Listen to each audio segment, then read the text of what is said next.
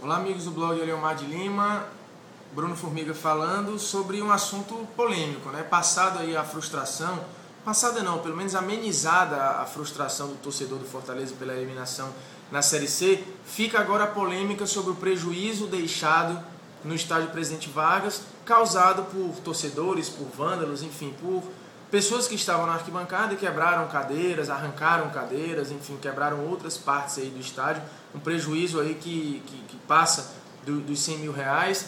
Mais uma vez o PV é vítima de torcedores marginais, né, que acabam jogando as suas frustrações em campo, literalmente, jogaram as cadeiras, bateram em seguranças, enfim. O Fortaleza, e isso está na edição dessa quarta-feira do Caderno de Esportes do Jornal O Povo, garante que não vai pagar e argumenta que nenhum dirigente quebrou cadeira, essas aspas pertencem ao Jorge Mota, nenhum dirigente, nenhum diretor quebrou cadeira, quem fez isso foram torcedores que foram identificados pela polícia, que foram detidos, mas que fique claro, a legislação esportiva, ela coloca no colo do mandante da partida a responsabilidade de qualquer prejuízo no estádio. Então, nesse ponto, pela legislação esportiva, o Fortaleza tem sim que arcar com os prejuízos, ele precisa responder a esse prejuízo. Agora, há uma deixa do Jorge Mota que vale a reflexão, e aí a legislação tem várias brechas que acaba criando esse jogo de empurra.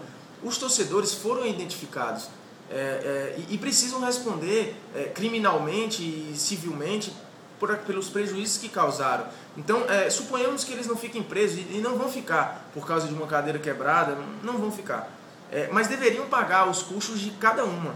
Se aquele torcedor foi identificado, ou se tem as imagens, ele quebrou uma cadeira, ele paga uma cadeira, que tem um custo aí entre 200 a 250 reais. Se ele quebrou duas, ele paga duas. É uma espécie de multa que ele tem que pagar, prática, por um vandalismo que ele cometeu. A discussão de se o Fortaleza deve ou não pagar, ela tem que correr paralela a isso.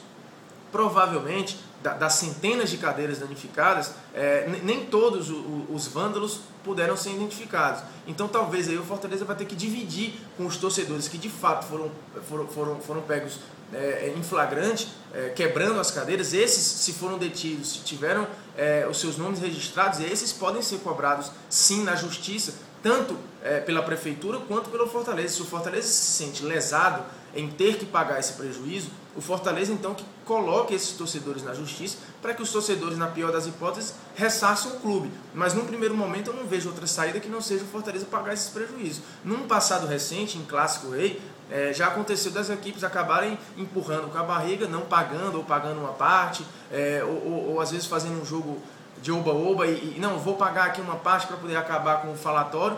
Mas acho que é o momento de se cobrar. O PV não pode pagar por essas frustrações ou por essas revoltas. Então, a legislação não pode deixar mais brecha.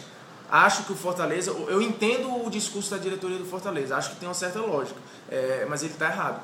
O Fortaleza nesse momento arque aí com parte dos prejuízos e cobre dos torcedores que ele acha que foram responsáveis também, que ressarce o clube, ou que a prefeitura vá em cima diretamente desses torcedores, mas esse prejuízo tem que ser dividido. Ele não pode ficar para o meu bolso, para o seu bolso, que paga imposto. Eu não pago imposto para repor cadeira em estádio quebrada por gente que não merecia estar nem na arquibancada, né?